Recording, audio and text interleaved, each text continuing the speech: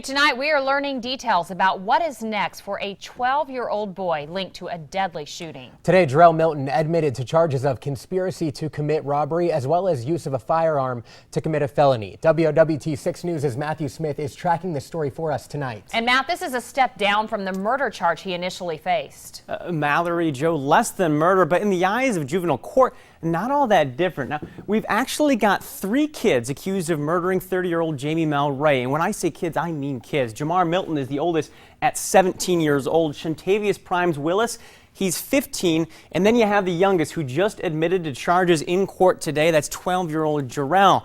Nebraska law makes it so if you're under 14, you automatically go to juvenile court. And there is no life in prison or 30-year sentences there. Instead, the goal is to rehabilitate. It didn't matter if he pleaded or, as they call it in juvenile court, admitted to lesser charges. The most the court can do is keep tabs on him through the age of 19.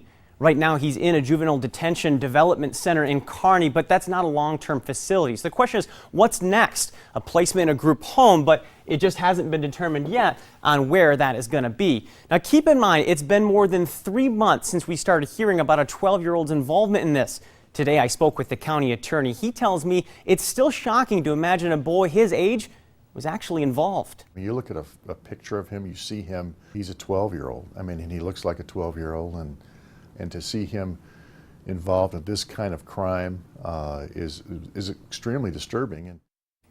Disturbing for everybody, even the boy's father. You may remember back in July, he spoke with me by phone as he himself is behind bars. I've been revisiting our talk the past few hours here. He's actually not allowed to get to the phone whenever he wants, so I had to go back to our last talk.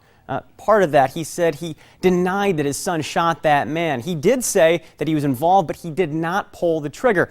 Joe Mallory today, County Attorney Don Klein says through the investigation, they figured out that part is true. He did not pull the trigger. All right, good to know. Matt Smith on that story for us tonight. Thank you very much, Matt.